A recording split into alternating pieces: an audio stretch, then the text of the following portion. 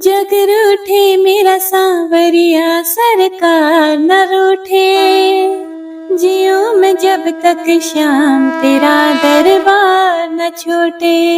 हरे कृष्णा। आप सभी का दिन शुभ और मंगलमय हो। भगवान श्री कृष्ण और राधा रानी का आशीर्वाद आप सभी भक्तों पर सदा सर्वदा बना रहे। हे प्रिय भक्तों, आज मार्गशीर्ष मास की एकादशी तिथि है और आज उत्पन्ना एकादशी का व्रत है, जिसकी बड़ी ही पावन कथा हमारे चैनल पर पोस्ट कर दी गई है। आप सभी भक्तजन कथा का रसपान अवश्य ही कीजिएगा।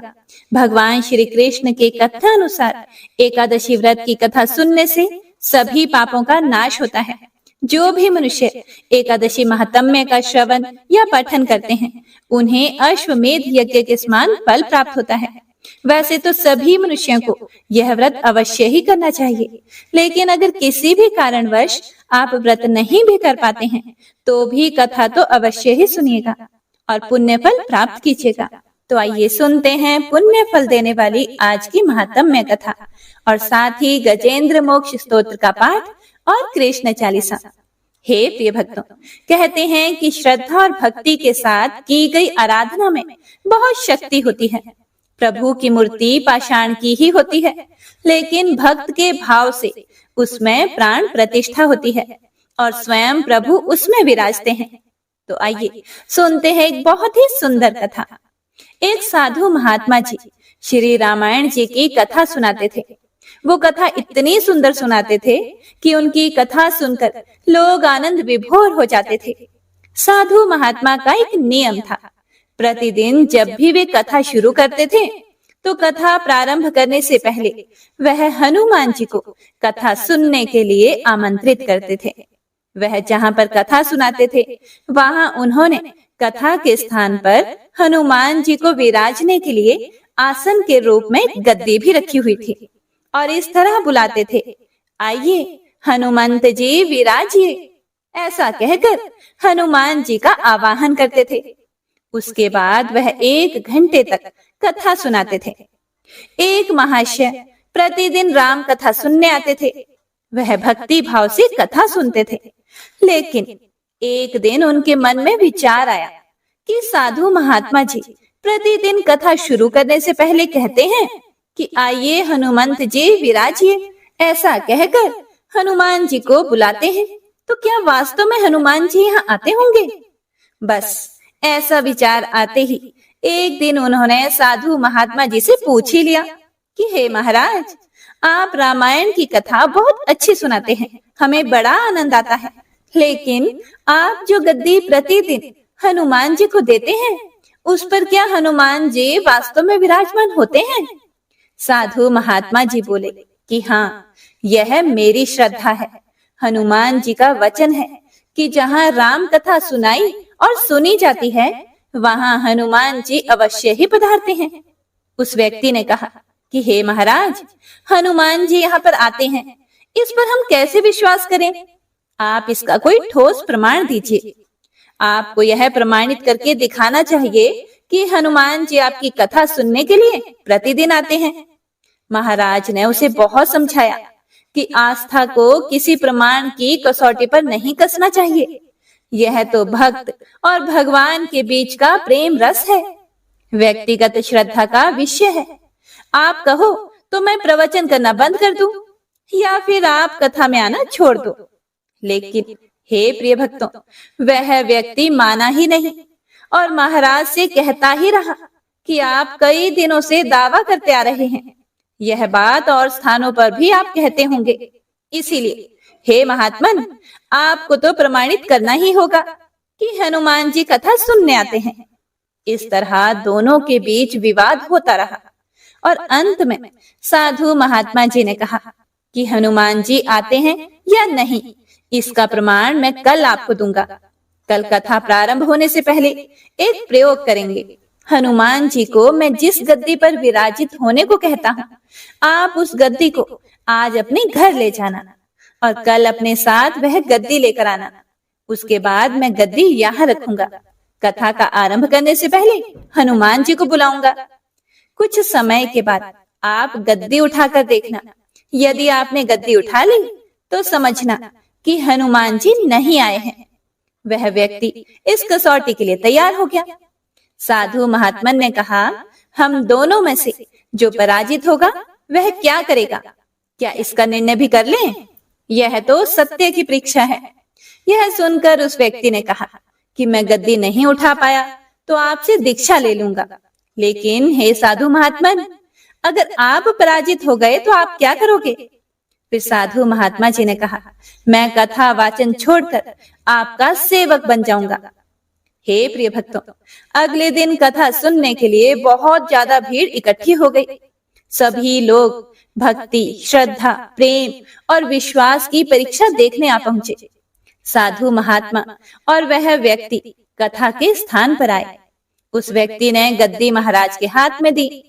प्रतिदिन हनुमान जी को विराजित होने के लिए जहां गद्दी रखते थे, उसी स्थान पर वह रखी गई।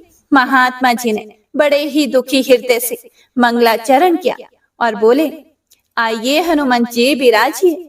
ऐसा बोलते ही साधु महाराज की आंखों में आंसू आ गए। मन ही मन महाराज बोले, हे प्रभु, आज मेरी नहीं आपकी ही परीक्षा है। मैं तो एक साधारण सा व्यक्ति हूँ। हे प्रभु, मेरी भक्ति और आस्था की लाज रखना। साधु महाराज ने प्रार्थना की और उस व्यक्ति को गद्दी उठाने के लिए निमंत्रण दिया। हे प्रिय भक्तों, सभी की आंखें गद्दी पर जम गई। साधु महाराज बोले कि हे महाशय, आप गद्दी उठाइए। उस व्यक्ति ने गद्दी उठाने के लिए हाथ बढ़ाया, लेकिन आश्चर्य की बात ये कि वह गद्दी को स्पर्श भी नहीं कर पा रहा था। जो भी कारण रहा हो, उसने 3 बार हाथ बढ़ाया, लेकिन तीनों बार गद्दी को छू भी नहीं पाया। महाराज जी भी देख रहे थे कि गद्दी उठाना तो दूर की बात, व्यक्ति गद्दी को छू भी नहीं पा रहा। तीनों बार प्रयास करने पर वह पसीने से तरबतर हो गया। वह व्यक्ति समझ गया कि यह साक्षात हनुमान जी का ही चमत्कार है और वह साधु महाराज के चरणों में गिर पड़ा और बोला, हे महाराज, गद्दी उठाना तो दूर, पता नहीं ऐसा क्या हो रहा है कि मेरा हाथ भी गद्दी तक नहीं पहुंच पा रहा है। मैं अपनी हार स्वीकार करता हूँ। जिस प्रकार उस व्यक्ति ने कहा था, उसी अनुसार उसने साधु महाराज से दीक्षा ली और भगवान की सेवा में जुड़ गया। हे प्रिय भक्तों, तभी तो कहा जाता है कि श्रद्धा और भक्ति के साथ की गई आराधना में बहुत शक्ति होती है। प्रभु की मूर्ति पत्थर की ही होती है, लेकिन भक्त के भाव से उसमें प्राण प्रतिष्ठा होती है और स्वयं प्रभु उसमें विराजते हैं। जय श्री राम। उम्मीद करती हूँ आपको आज की ये कथा पसंद आई होगी। तो आइए अब सुनते हैं आज की महात्म्य कथा में आगे का वृतांत। ओम नमो नारायणाय। हे प्रिय भक्तों, पिछले अध्याय में आपने जाना था कि किस प्रकार देवियां भूतल पर अलग अलग रूपों में गोपियां बनी और भगवान श्री कृष्ण ने उन्हें क्या आदेश दिया। आज आप सुनेंगे अन्य देवताओं का भूतल पर प्रकट होने का वर्णन। भगवान श्री कृष्ण ने कहा कि समस्त देवताओं के अंश अब भूतल पर जाएं। हे ब्राह्मण, वे राजकुमार होकर युद्ध में मेरे सहायक बनेंगे। कमला की कला से 16,000 राजकन्याएं प्रकट होंगी। वे सब की सब मेरी रानियां बनेंगी। वे धर्मदेव अंश रूप से पांडुपुत्र युधिष्ठिर होंगे। वायु के अंश से भीमसेन का और इंद्र के अंश से साक्षात अर्जुन का प्रादुर्भाव होगा। अश्वनी कुमारों के अंश से नकुल और सहदेव प्रकट होंगे। सूर्य का अंश वीरवर कर्ण होगा और साक्षात यमराज विदुर होंगे। कली का अंश दुर्योधन, समुद्र का अंश शांतनु, शंकर का अंश अश्वत्थामा और अग्नि का अंश द्रोण होगा। चंद्रमा का अंश अभिमन्यु के रूप में प्रकट होगा। स्वयं वसुदेवता भीष्म होंगे। कश्यप के अंश से वसुदेव और अदिति के अंश से देवकी होंगी। वसु के अंश से नंद गोप का प्रादुर्भाव होगा। वसु की पत्नी यशोदा होंगी। कमला के अंश से द्रौपदी होंगी, जिनका प्रादुर्भाव यज्ञ कुंड से होगा। अग्नि के अंश से महाबली धृष्टद्युम्न का जन्म होगा। शत्रुपा के अंश से सुभद्रा होंगी, जिनका जन्म देवकी के गर्भ से होगा। देवता लोग भारहारी होकर अपने अंश से पृथ्वी पर अवतीर्ण होंगे। इसी प्रकार देव पत्नियां भी अपनी कला से भूतल पर पधारी। हे नारद, ऐसा कहकर भगवान श्री कृष्ण मौन हो गए। वह सारा विवरण सुनकर प्रजापति ब्रह्मा वहां अपने स्थान पर जाकर बैठ गए। हे देवर्षि नारद, श्री कृष्ण के वाम भाग में वाग्देवी सरस्वती थी, दाहिने भाग में लक्ष्मी थी, अन्य सभी देवता और पार्वती देवी सामने थी। गोप और गोपियां भी उनके सम्मुख ही बैठी थी। श्री राधा श्याम सुंदर के वक्ष स्थल में विराजमान थी। इसी समय व्रजेश्वरी राधा अपने प्रियतम से बोली। राधिका ने कहा, हे नाथ, मैं कुछ कहना चाहती हूँ। हे प्रभु, इस दासी की बात सुनो। मेरे प्राण चिंता से निरंतर जल रहे हैं, मेरा मन चंचल हो रहा है। आपकी ओर देखते समय मैं पल भर के लिए भी आंखें बंद करने या पलक मारने से भी असमर्थ हो जाती हूँ। फिर हे प्राणनाथ, आपके बिना भूतल पर अकेली कैसे जाऊंगी? हे प्राणेश्वर, हे जीवन बंधो, सच बताओ, वहां गोकुल में कितने काल के बाद आपके साथ मेरा अवश्य मिलन होगा? आपको देखे बिना एक निमेष भी मेरे लिए 100 युगों के समान प्रतीत होगा। वहां मैं किसे देखूंगी, कहाँ जाऊंगी और कौन मेरी रक्षा करेगा? हे प्राणेश, आपके सिवा दूसरे किसी पिता, माता, भाई, बंधु, बहन अथवा पुत्र का मैं क्षण भर भी चिंतन नहीं करती हूँ। हे मायापते, यदि आप भूतल पर मुझे भेजकर माया से आच्छन्न कर देना चाहते हो, वैभव देकर मुझे भुलाना चाहते हो, तो मेरे समक्ष सच्ची प्रतिज्ञा करो। हे मधुसूदन, मेरा मन रूपी मधुप आपके मकरंद युक्त चरणारविंद में ही नित्य निरंतर भ्रमर करता रहे। जहां जहां जिस योनि में भी मेरा यह जन्म हो, वहां वहां आप मुझे अपना स्मरण एवं मनोवांछित दास्य भाव प्रदान करोगे। मैं भूतल पर कभी भी इस बात को ना भूलूं कि आप मेरे प्रियतम श्री कृष्ण हो और मैं आपकी प्रेयसी राधिका हूँ, तथा हम दोनों का प्रेम सौभाग्य शाश्वत है। हे प्रभु, यह उत्तम वर मुझे अवश्य दो। जैसे शरीर छाया के साथ और प्राण शरीर के साथ रहते हैं, उसी प्रकार हम दोनों का जन्म और जीवन एक दूसरे के साथ ही बीते। हे विभो, यह श्रेष्ठ वर मुझे दे दो। हे भगवान, भूतल पर पहुंचकर भी कहीं हम दोनों का पल भर के लिए भी वियोग ना हो, यह वर मुझे दे दो। हे हरे, मेरे प्राणों से ही आपका शरीर निर्मित हुआ है, मेरे प्राण आपके श्रेयंगों से विलग नहीं है। मेरी इस धारणा का कौन निवारण कर सकता है? मेरे शरीर से ही आपकी मुरली बनी है और मेरे मन से ही आपके चरणों का निर्माण हुआ है।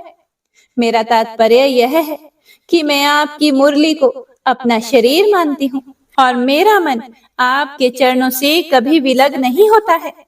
आपके शरीर के आधे भाग से किसने मेरा निर्माण किया है? हम दोनों में भेद है ही नहीं, इसीलिए मेरा मन निरंतर आप में ही लगा रहता है। मेरी आत्मा, मेरा मन और मेरे प्राण जिस तरह आप में स्थापित है, उसी तरह आपका मन, प्राण और आत्मा भी मुझ में ही स्थापित है। हे प्रभु, इसीलिए विरह की बात कान में पड़ते ही आंखों का पलक गिरना बंद हो गया है और हम दोनों आत्माओं के मन, प्राण निरंतर दग्ध हो रहे हैं। हे प्रिय भक्तों, यह सुनकर श्री कृष्ण बोले, हे देवी, उत्तम आध्यात्मिक योग शोक का उच्छेद करने वाला होता है, इसीलिए उसे बताता हूँ, ध्यान से सुनो। यह योग योगींद्रों के लिए भी दुर्लभ है। हे सुंदरी, देखो, सारा ब्रह्मांड आधार और आधेय के रूप में विभक्त है। इनमें भी आधार से पृथक आधेय की सत्ता संभव नहीं है। फल का आधार है फूल और फूल का आधार है पल्लव, पल्लव का आधार है तना या डाली तथा उसका भी आधार स्वयं वृक्ष है। वृक्ष का आधार अंकुर है जो बीज की शक्ति से संपन्न होता है। उस अंकुर का आधार बीज है, बीज का आधार पृथ्वी है और पृथ्वी के आधार शेष नाग हैं। शेष के आधार कच्छप है, कच्छप का आधार वायु है और वायु का आधार मैं हूँ। मेरी आधार स्वरूपा तुम हो, क्योंकि मैं सदा तुम में ही स्थित रहता हूँ। तुम शक्तियों का समूह और मूल प्रकृति ईश्वरी हो। शरीर रूपिणी तथा त्रिगुणाधार स्वरूपिणी भी तुम ही हो। मैं तुम्हारा आत्मा निरीह हूँ। तुम्हारा संयोग प्राप्त करके ही चेष्टावान होता हूँ। शरीर के बिना आत्मा कहाँ और आत्मा के बिना शरीर कहाँ? हे देवी, शरीर और आत्मा दोनों की प्रधानता है। बिना दो के संसार कैसे चल सकता है? हे राधिके, हम दोनों में कहीं भी कोई भेद नहीं है। जहाँ आत्मा है वहाँ शरीर है। वे दोनों एक दूसरे से अलग नहीं है। जैसे दूध में धवलता, अग्नि में दाहिका शक्ति, पृथ्वी में गंध और जल में शीतलता है, उसी तरह तुम में मेरी स्थिति है। मेरे बिना तुम निर्जीव हो और तुम्हारे बिना मैं भी अदृश्य हूँ। हे सुंदरी, तुम्हारे बिना मैं संसार की सृष्टि नहीं कर सकता, यह निश्चित बात है। ठीक उसी तरह जैसे कुम्हार मिट्टी के बिना घड़ा नहीं बना सकता और सुनार सोने के बिना आभूषणों का निर्माण नहीं कर सकता, स्वयं आत्मा जैसे नित्य है, उसी प्रकार साक्षात प्रकृति स्वरूपा तुम नित्य हो। तुम में संपूर्ण शक्तियों का समाहार संचित है। तुम सबकी आधारभूता और सनातनी हो।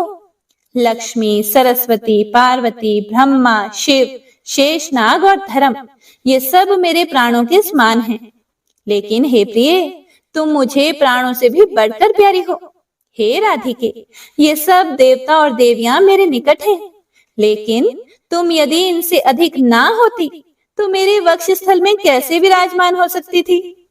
हे सुशीले, हे राधिके, आंसू बहाना छोड़ो और साथ ही इस निष्फल भ्रम का परित्याग करो। शंका छोड़कर निर्भीक भाव से वृषभानु के घर में पधारो। हे सुंदरी, 9 मास तक कलावती के पेट में स्थित गर्भ को माया द्वारा वायु से भरकर रोके रहो। 10वां महीना आने पर तुम भूतल पर प्रकट हो जाना। अपने दिव्य रूप का परित्याग करके शिशु रूप धारण कर लेना। जब गर्भ से वायु के निकलने का समय हो, तब कलावती के समीप पृथ्वी पर नग्न शिशु के रूप में गिरकर निश्चय ही रोना। हे साध्वी, तुम गोलोक में अयोनिजा रूप से प्रकट होगी। मैं भी अयोनिज रूप से ही अपने आप को प्रकट करूंगा, क्योंकि हे देवी, हम दोनों का गर्भ में निवास होना संभव नहीं है। मेरे भूमि पर स्थित होते ही पिताजी मुझे गोकुल में पहुंचा देंगे। वास्तव में कंस के भय का बहाना लेकर मैं तुम्हारे लिए ही गोकुल में जाऊंगा। हे कल्याणी, तुम वहां यशोदा के मंदिर में मुझ नंद नंदन को प्रतिदिन आनंद पूर्वक देखोगी और हृदय से लगाओगी। हे राधिके, मेरे वरदान से तुम्हें समय पर मेरी स्मृति होगी और मैं तुम्हारे साथ वृंदावन में नित्य स्वच्छंद विहार करूंगा। सुशीला आदि जो 33 तुम्हारी सखियां हैं, उनके तथा अन्य अन्य बहुसंख्यक गोपियों के साथ तुम गोकुल को पधारो। असंख्य गोपियों को अपने अमृतोपम एवं परिमित वाणी द्वारा समझा बुझाकर आश्वासन देकर गोलोक में ही रखकर तुम्हें गोकुल में जाना है। हे राधिके, मैं भी असंख्य गोपों को यहीं स्थापित करके पीछे से वसुदेव के निवास स्थान मथुरापुरी में पदार्पण करूंगा। मेरे प्रिय से प्रिय गोप बहुत बड़ी संख्या में मेरे साथ क्रीड़ा के लिए व्रज में चले और वहां गोपों के घर में जन्म ले। हे देवऋषि नारद, ऐसा कहकर श्री कृष्ण मौन हो गए। देवता, देवियां, गोप और गोपियां वहीं ठहर गई। ब्रह्मा, शिव, धर्म, शेषनाग, पार्वती जी, लक्ष्मी जी और सरस्वती जी ने बड़ी प्रसन्नता के साथ प्रात पर श्री कृष्ण की स्तुति की। उस समय उनके विरह ज्वर से व्याकुल तथा प्रेम विवल गोपों और गोपियों ने भी भक्ति भाव से वहां श्री कृष्ण की स्तुति करके उनके चरणों में मस्तक झुकाया। विरह ज्वर से कातर हुई पूर्ण मनोरथा राधा ने भी अपने प्राणाधिक प्रियतम हृदय वल्लभ श्री कृष्ण का भक्ति भाव से स्तवन किया। उस समय श्री राधा के नेत्रों में आंसू भरे हुए थे। वे अत्यंत दीन और भय से व्याकुल दिखाई देती थीं। उन्हें इस अवस्था में देखकर स्वयं श्री हरि ने सांत्वना देने के लिए यह सच्ची बात कही। भगवान श्री कृष्ण बोले, हे प्रिय, सुस्थिर हो, भय का त्याग करो। जैसी तुम हो वैसा ही मैं हूँ। मेरे रहते तुम्हें क्या चिंता है? श्री राम के शाप की सत्यता के लिए कुछ समय तक मेरे साथ तुम्हारा वियोग रहेगा। उसके बाद मैं मथुरा में ही आ जाऊंगा। वहां भूतल का भार उतारूंगा। माता पिता को बंधन से छुड़ाना, माली, दर्जी और कुब्जा का उद्धार करना, काल्य वन को मरवाकर मुचुकुंद को मोक्ष देना, द्वारका का निर्माण, राजसु यज्ञ का दर्शन, 16,110 राजकन्याओं के साथ विवाह करना, शत्रुओं का दमन, मित्रों का उपकार, वाराणसी पुरी का दहन, महादेव जी को द्रिम्णास्त्र से बांधना, बाणासुर की भुजाओं को काटना, पारिजात का अपहरण, अन्य अन्य कर्मों का संपादन, प्रभास तीर्थ की यात्रा में जाना, वहां मुनि मंडली का दर्शन करना, ब्रज के बंधु जनों से वार्तालाप, पिता के यज्ञ का संपादन, वहीं शुभ बेला में फिर से तुम्हारे साथ मिलन तथा गोपियों का साक्षात्कार आदि कार्य मुझे करने हैं। फिर तुम्हें अध्यात्म ज्ञान का उपदेश देकर वास्तव में तुम्हारे साथ नित्य मिलन का सौभाग्य प्राप्त करूंगा। इसके बाद मेरे साथ दिन रात तुम्हारा संयोग बना रहेगा। हे प्रिय, कभी क्षण भर के लिए भी वियोग ना होगा। और इतना ही नहीं, वहां से तुम्हारे साथ मेरा फिर से ब्रज में आगमन होगा। हे प्राणवल्लभे, वियोग काल में भी स्वप्न में तुम्हारे साथ मेरा सदैव मिलन होता रहेगा। तुमसे बिछड़कर द्वारका में जाने पर मेरे और मेरे नारायण अंश के द्वारा उपरयुक्त कार्य संपादित होंगे। फिर वृंदावन में तुम्हारे साथ मेरा निवास होगा। फिर माता पिता तथा गोपियों के शोक का पूर्णतः निवारण होगा। भूतल का भार उतारकर तुम्हारे और गोप गोपियों के साथ मेरा फिर से गोलोक में आगमन होगा। हे राधे, मेरे अंशभूत जो नित्य परमात्मा नारायण हैं, वे लक्ष्मी और सरस्वती के साथ वैकुंठ लोक को पधारेंगे। धर्म और मेरे अंशों का निवास स्थान श्वेत द्वीप में होगा। देवताओं और देवियों के अंश भी अक्षय धाम को पधारेंगे। फिर इसी गोलोक में तुम्हारे साथ मेरा निवास होगा। हे कांते, इस प्रकार समस्त भावी शुभ शुभ का वर्णन मैंने कर दिया। मेरे द्वारा जो निश्चय हो चुका है उसका कौन निवारण कर सकता है? हे प्रिय भक्तों, इसके बाद श्री हरि ने देवताओं और देवियों से समयोचित बात कही। हे देवताओं, अब तुम लोग भावी कार्य की सिद्धि के लिए अपने अपने स्थान को जाओ। हे पार्वती, तुम अपने दोनों पुत्रों तथा स्वामी के साथ कैलाश को जाओ। मैंने जो कार्य तुम्हारे जिम्मे लगाया है वह सब यथा समय पूरा होगा। हे ब्रजेश्वरी, हे राधे, गणेश जी को छोड़कर शेष छोटे बड़े सभी देवताओं और देवियों का कला द्वारा भूतल पर अवतरण होगा। उसके बाद लक्ष्मी जी, सरस्वती जी तथा श्री राधा सहित पुरुषोत्तम श्री हरि को भक्ति भाव से प्रणाम करके सभी देवता आनंद पूर्वक अपने अपने स्थान को चले गए। श्री हरि ने जिस कार्य का आयोजन किया था उसे सफल बनाने के लिए वे व्याकुलता पूर्वक भूतल पर पधारे, क्योंकि स्वामी का बताया हुआ स्थान देवताओं के लिए भी दुर्लभ था। श्री कृष्ण ने राधा से कहा, हे प्रिय, तुम पूर्व निश्चित गोप गोपियों के समुदाय के साथ वृषभानु के निवास गृह को पधारो। मैं मथुरापुरी में वसुदेव के घर जाऊंगा। फिर कंस के भय का बहाना बनाकर गोकुल में तुम्हारे पास आ जाऊंगा। लाल कमल के समान नेत्रों वाले श्री राधा श्री कृष्ण को प्रणाम करके प्रेम विच्छेद के भय से कातर होकर उनके सामने फूट फूट कर रोने लगी। वे ठहर ठहर कर कभी कुछ दूर तक जाती और जा जाकर बार बार लौट आती थी। लौट कर फिर से श्री हरि का मुंह निहारने लगती थी। सती राधा शरत काल की पूर्णिमा के चंद्रमा की कांति सुधा से पूर्ण प्रभु के मुख चंद्र की सौंदर्य माधुरी का अपने निमेष रहित नेत्र चकोरों द्वारा पान करती थी।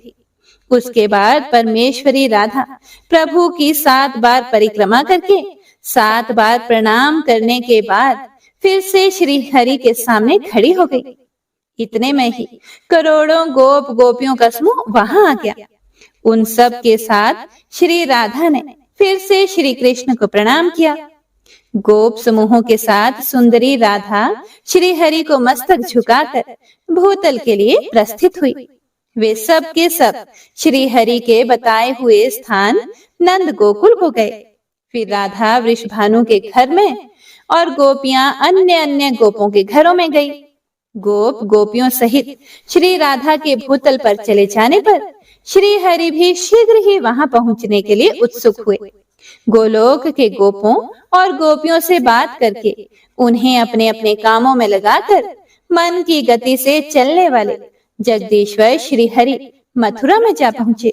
पहले देवकी और वसुदेव के जो जो पुत्र हुए उन्हें कंस ने तत्काल मार डाला। इस तरह उनके 6 पुत्रों को उसने काल के गाल में डाल दिया। देवकी का 7वां गर्भ शेषनाग का अंश था, जिसे योग माया ने खींचकर गोकुल में निवास करने वाली रोहिणी जी के गर्भ में स्थापित कर दिया। फिर वह श्री हरि की आज्ञा से चली गई। ओम नमो नारायणाय। आज का यह अध्याय यहीं समाप्त होता है। इससे आगे का वर्णन आप सभी भक्तजन अगले अध्याय में जरूर सुनिएगा, जिसमें आप सभी भगवान श्री कृष्ण के जन्म वृतांत के बारे में और बहुत सारी अन्य कथाओं के बारे में सुनेंगे। आइए अब गजेंद्र मोक्ष स्तोत्र का पाठ करते हैं। इस माह में गजेंद्र मोक्ष स्तोत्र पढ़ने मात्र से जहाँ हर तरह के ऋण कर्ज से मुक्ति मिलती है, वहीं 10 दिशाओं से शुभ फल दिलाने में भी सक्षम है। इस स्तोत्र का जाप करने से जीवन में किसी भी प्रकार की परेशानियों से मुक्ति मिलती है। श्रीमद् भगवत गीता के 3रे अध्याय में गजेंद्र स्तोत्र पढ़ने को मिलता है।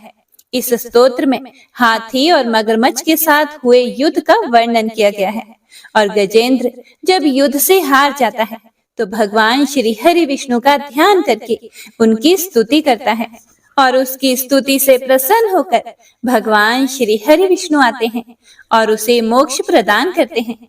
और हे प्रिय भक्तों, इस पाठ को करते समय अगर हम अपने मन में यह भावना रखें कि हे श्री हरि विष्णु, हे मेरे प्रभु, जिस प्रकार से आपने गजेंद्र को परेशानी से बाहर निकाला, उसी प्रकार से हमें भी हमारी परेशानियों से बाहर निकालिए, तो यकीन मानिए निश्चित ही भगवान श्री हरि विष्णु हमारी मदद स्वयं करते हैं।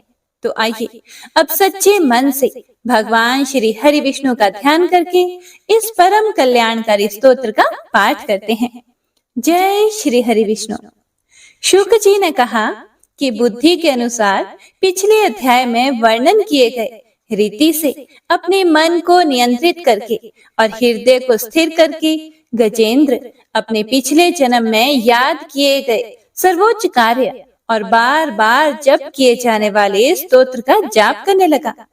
गजेंद्र ने मन ही मन श्री हरि को ध्यान करते हुए कहा, जिनके प्रवेश करने से शरीर और मन चेतन की तरह व्यवहार करने लगते हैं, ओम द्वारा लक्षित और पूरे शरीर में प्रकृति और पुरुष के रूप में प्रवेश करने वाले उस सर्वशक्तिमान देवता का मैं मन ही मन स्मरण करता हूँ, जिनके सहारे ये पूरा संसार टिका हुआ है, जिनसे ये संसार अवतरित हुआ है और जिन्होंने प्रकृति की रचना की है और जो खुद उसके रूप में प्रकट है, लेकिन इसके बावजूद भी वो इस पूरी दुनिया से सर्वोपरि और श्रेष्ठ है।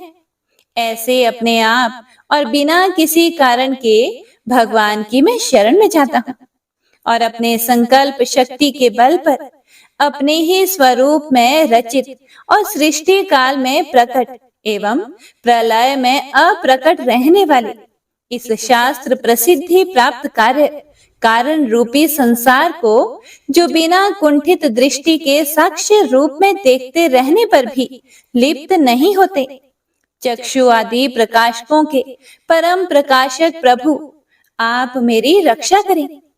बीतते गए समय के साथ तीनों लोकों और ब्रह्मादि लोकपालों के पंचभूत में प्रवेश कर जाने पर और पंचभूतों से लेकर महत्वपूर्ण सभी कारणों के उनकी परम करुणा स्वरूप प्रकृति में मगन हो जाने पर उस समय दुर्गेय और घोर अंधकार रूपेण प्रकृति ही बच रही थी। उस अंधकार से परे अपने परम धाम में जो सर्वव्यापी भगवान सभी दिशाओं में प्रकाशित होते रहते हैं, वो भगवान मेरी रक्षा करें। विभिन्न नाट्य रूपों में अभिनय करने वाले और उस अभिनेता के वास्तविक स्वरूप को जिस प्रकार से साधारण लोग भी नहीं जान पाते, उसी तरह से सत्व प्रधान देवता और महर्षि भी जिनके स्वरूप को नहीं जान पाते, ऐसे में कोई साधारण प्राणी उनका वर्णन कैसे कर सकता है। ऐसे दुर्गम चरित्र वाले भगवान मेरी रक्षा करें।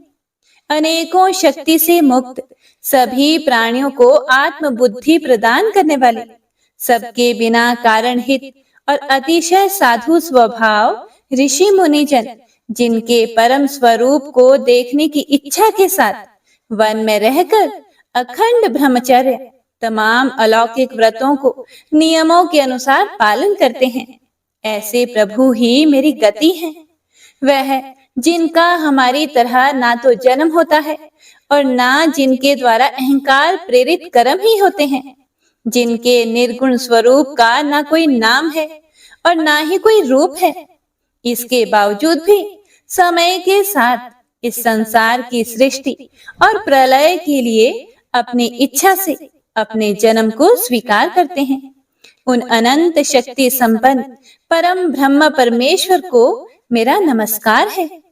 उन प्राकृत आकार रहित और अनेक रूप वाले अद्भुत भगवान को मेरा बारंबार नमस्कार है। स्वयं प्रकाशित सभी साक्ष्य परमेश्वर को मेरा शत शत नमन है। वैसे देव जो मन, वाणी और चित्त वृत्तियों से परे हैं, उन्हें मेरा बारंबार नमस्कार है।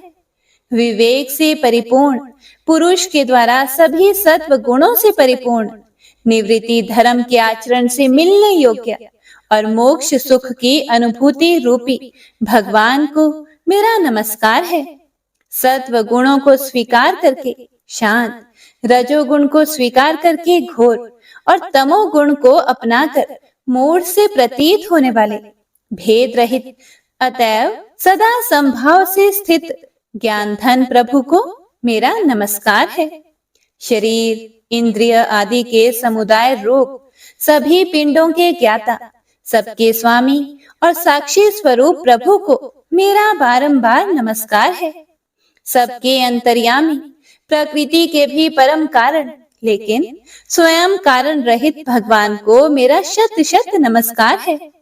सभी इंद्रियों और सभी विषयों के जानकार, सभी प्रतीतियों के कारण रूप संपूर्ण जड़ प्रपंच और सबकी मूलभूता अविद्या के द्वारा सूचित होने वाले और सभी विषयों में अविद्या रूप से भासने वाले भगवान को मेरा नमस्कार है।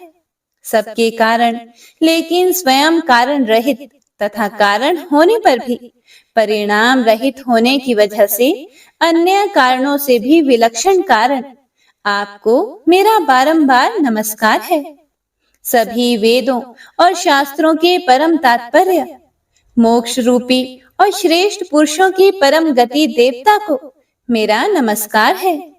वह जो त्रिगुण रूपों में छिपी हुई ज्ञान रूपी अग्नि है, वैसे गुणों में हलचल होने पर जिनके मन में संसार को रचने की वृत्ति उत्पन्न हो उठती हो और जो आत्मा तत्व की भावना के द्वारा विधि निषेध रूप शास्त्र से भी ऊपर उठे हों, जो महाज्ञानी महात्माओं में स्वयं प्रकाशित हो रहे हैं, ऐसे भगवान को मेरा नमस्कार है।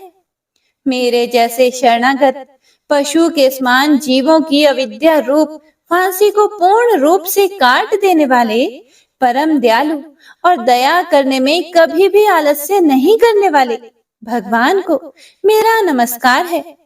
अपने अंश से सभी जीवों के मन में अंतर्यामी रूप से प्रकट होने वाले सर्वनियंता अनंत परमात्मा आपको मेरा नमस्कार है।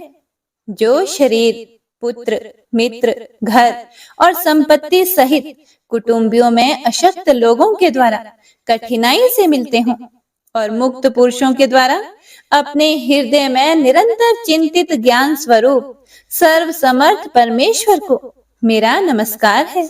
वह जिन्हें धर्म, अभिलाषित भोग, धन और मोक्ष की कामना से मनन करके लोग अपनी मनचाही इच्छा पूर्ण कर लेते हैं, अपितु जिन्हें विभिन्न प्रकार के अयाचित भोग और अविनाशी पार्षद शरीर भी देते हैं, वैसे अत्यंत दयालु प्रभु मुझे इस प्रकार की विपदा से हमेशा के लिए बाहर निकालें।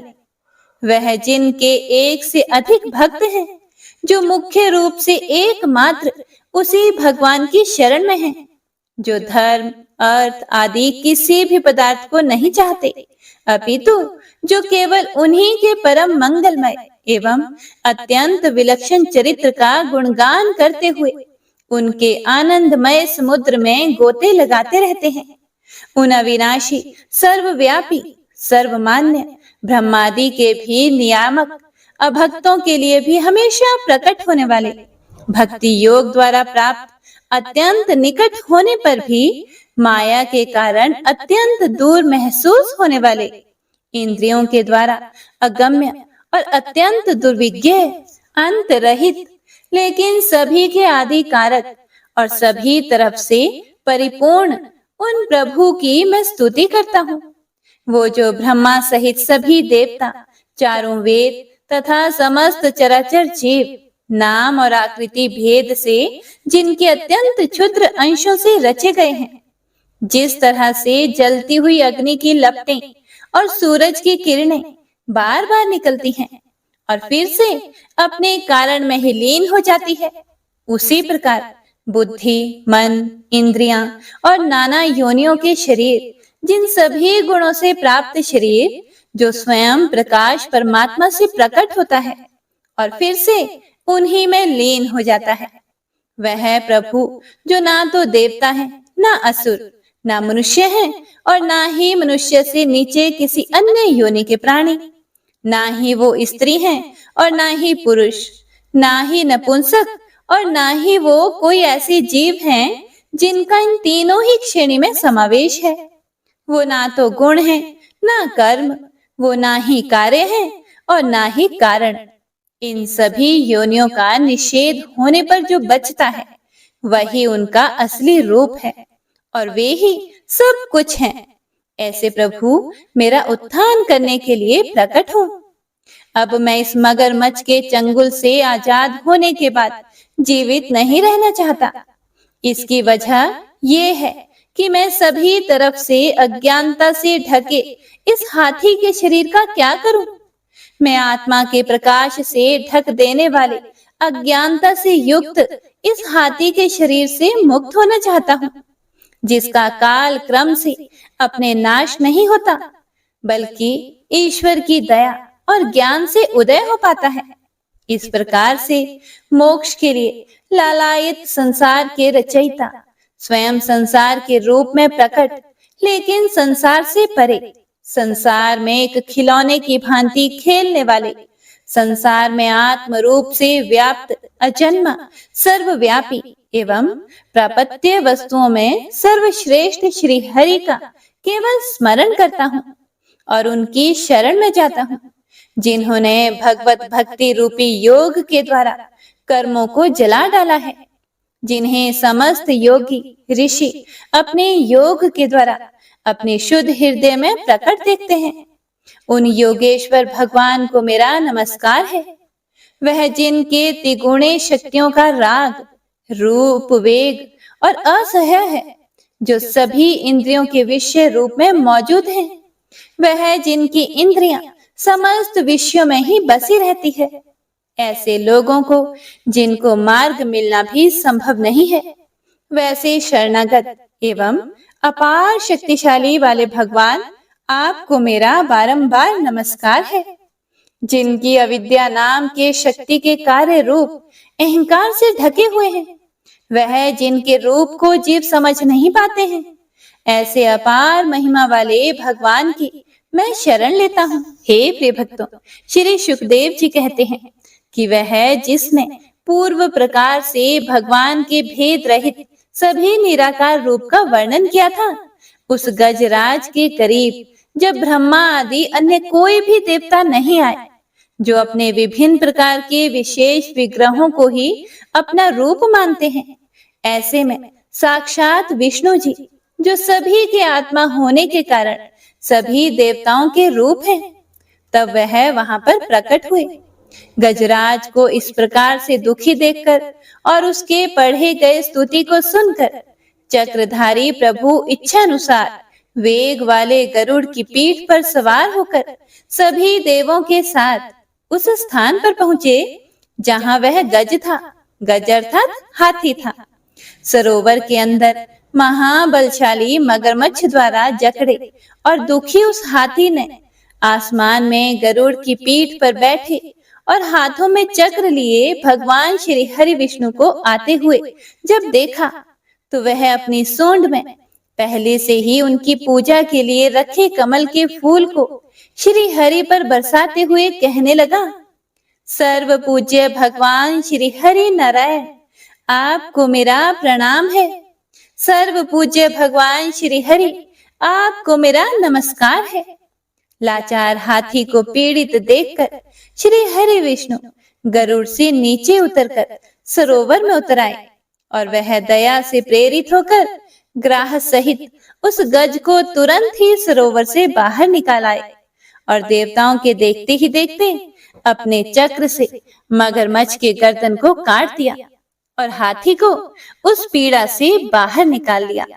तो इसी के साथ गजेंद्र मोक्ष स्तोत्र संपूर्ण हुआ। तो सभी एक बार प्रेम से बोलिए, भगवान श्री हरि विष्णु की जय। बंशी शोभित कर मधुर नील जलद तन श्याम, अरुण अधर जनु बिंब फल नयन कमल अभिराम, पूर्ण इंद्र अरविंद मुख पीतांबर शुभ साज, जय मन मोहन मदन छवि कृष्ण चंद्र महाराज।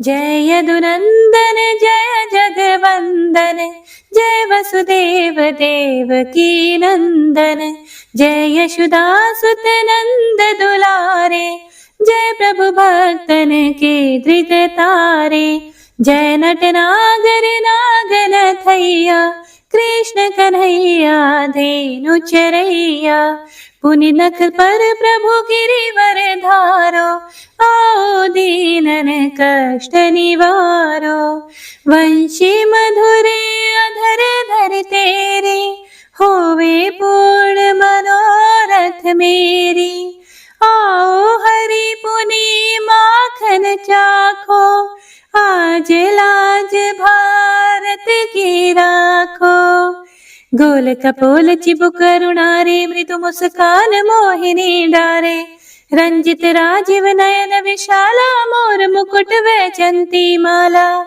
कुंडल श्रवण पीठ पटाछे, कटिके गणि काछन काछे, नील जलज सुंदर तनु सोहे, छवि लख सुर नर मुनि मन मोहे, मस्तक तिलक अलक घुंघराले, आओ कृष्ण बांसुरी वाले, करि पय पान पूत नहीं तार्यो, अका बका का सुर मार्यो, मधुवन जलत अग्नि जब ज्वाला, भय शीतल लखि तहि नंद लाला, सुरपति जब ब्रज चढ़े और साई, मोसर धार वारी वर्षाई, लगत लगत ब्रज चहन बहायो, गोवर्धन नख धारी बचायो, लखी यशोदा मन ब्रह्माधिकाई, मुख मह 14 भुवन दिखाई, दुष्ट कंस अति उधम मचायो, कोटि कमल जब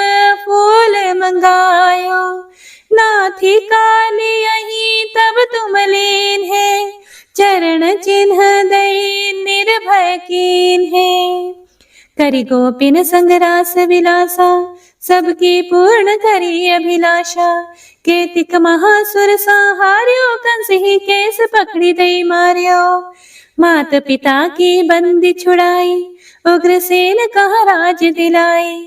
मही से मृतक चाहो सुतलायो, मातु देव की शोक मिटायो। भौमासुर मुर दैत्य सहारी, लाए शत दश सहस कुमारी।